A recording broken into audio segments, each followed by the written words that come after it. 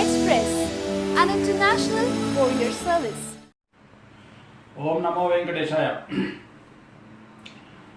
దేశంలో చిత్ర పరిశ్రమలో మన భారతదేశం నుండి చాలా పేరున్నటువంటి హీరో సూపర్ స్టార్ రజనీకాంత్. ఆయన రాజకీయ అరంగేట్రం పైన పలు ఊహాగానాలు చర్చలు సాగుతూ ఉన్నాయి. సో ఆయన జాతకాన్ని రాజకీయ పరంగా ఎలా ఉండబోతుందో ఒకసారి విశ్లేషణ చేద్దాం. జాతకరీత్యా రజనీకాంత్ నక్షత్రం ఉత్తరాషాఢ నక్షత్రం, మకర రాశి, మూడవసారి ఏలినాటి శని ప్రారంభమైంది ఈ సంవత్సరం జనవరి 27వ తారీఖు నుండి. సో మనకు ఇదే జాతకం ఉన్నటువంటి ఇండియాలో ఇంకొక హీరో తీసుకుంటే పవన్ కళ్యాణ్ గారు, ఆయనది కూడా ఉత్తరాషాఢ నక్షత్రం. తర్వాత రజనీకాంత్ గారిది కూడా ఉత్తరాషాఢ నక్షత్రం.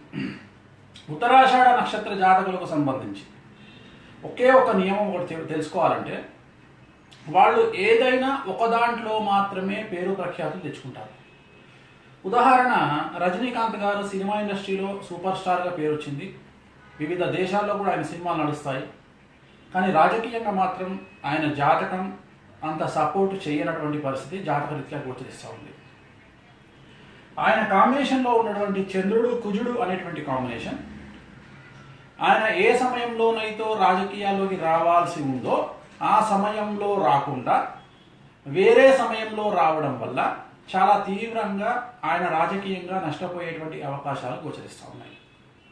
రెండవది, 68 సంవత్సరాల వయస్సున్నటువంటి ఒక వ్యక్తి రాజకీయ పార్టీ పెట్టి సక్సెస్ అయినట్టు ఇంతకుముందు ఎక్కడా చరిత్రలో లేదు.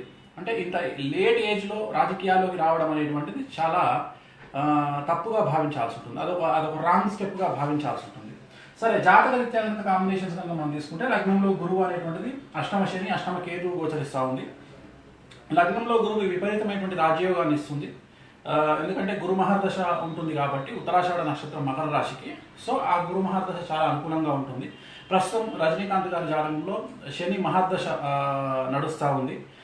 శని మహాదశ ఎండింగ్లో చివరి దశలో శని మహాదశలో ఉండడం జరిగింది. ముఖ్యంగా రజనీకాంత్ గారికి ఈ సంవత్సరం నుండి కనుక తీసుకున్నట్లయితే ఆరోగ్యపరమైనటువంటి ఇబ్బందులు ఏర్పడే అవకాశం ఉంది. సో ఆరోగ్యపరమైనటువంటి ఇబ్బందులు ఆయనను రాజకీయంగా ఎదగకుండా చేసేటువంటి అవకాశాలు కనిపిస్తూ ఉన్నాయి. అంటే ఎంత ప్రయత్నించినప్పటికీ కూడా రజనీకాంత్ గారు అనారోగ్య కారణంగా ఆయన అంత యాక్టివ్గా రాజకీయాల్లో తిరగలేనటువంటి పరిస్థితి గోచరిస్తూ ఉంది.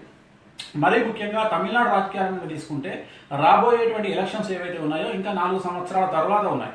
సో రజనీకాంత్ గారు 4 సంవత్సరాల తర్వాత రాబోయే ఎలక్షన్ల కోసం ఇప్పుడే రంగంలోకి దిగడం వల్ల రాబోయే కాలంలో చాలా సమస్యలను ఎదుర్కొనేటువంటి అవకాశం కనిపిస్తూ ఉంది. తనతో పాటు ఉండేటువంటి నాయకులు ఉంటారా ఉండరా తెలియనటువంటి పరిస్థితి. కారణం ఏంటంటే చంద్రుడు కుజుడు అనేటువంటిది కాంబినేషన్ రాజకీయంగా ఫెచ్చింగ్ లేనటువంటి కాంబినేషన్. చాలా వరకు ఇట్లాంటి జాతకం ఉన్నటువంటి నాయకులు కానీ ఇట్లాంటి జాతకం ఉన్నటువంటి వ్యక్తులు కానీ బుధాశుక్ర కాంబినేషన్ అనేటువంటిది ఈయనకు జాతకరీత్యా సినిమా పరంగా చాలా అనుకూలమైనటువంటి పరిస్థితులు గోచరిస్తూ ఉన్నాయి. భారతదేశంలో ఒకానొక సందర్భంలో ఈయన మించినటువంటి స్టార్స్ ఎవరు లేరు. కానీ ఇప్పుడున్నటువంటి కాలంలో రజనీకాంత్ను రిప్లేస్ చేయగలిగి రజనీకాంత్ పేరును కూడా సమాన స్థాయిలో తీసుకురాగలిగినటువంటి వ్యక్తులు, రజనీకాంత్ పేరును కూడా మించి పేరు తెచ్చుకున్నటువంటి వ్యక్తులు భారతదేశంలో కనిపిస్తూ ఉన్నారు.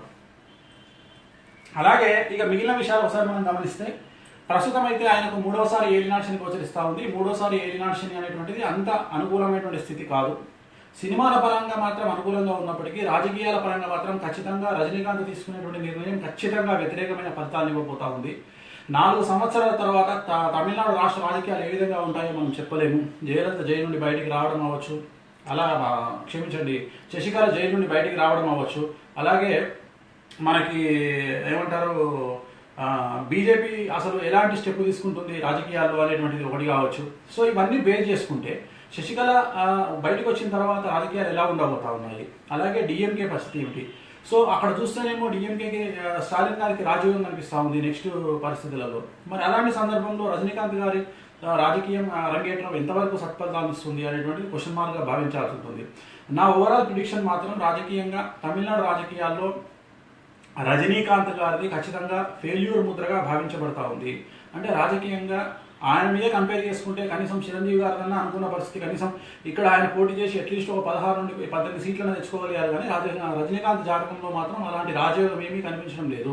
రాజకీయంగా రజనీకాంత్ గారు ఫెయిల్యూర్ అనేటువంటి అవకాశాలు నాకు కనిపిస్తూ ఉన్నాయి జాతకరీత్యా.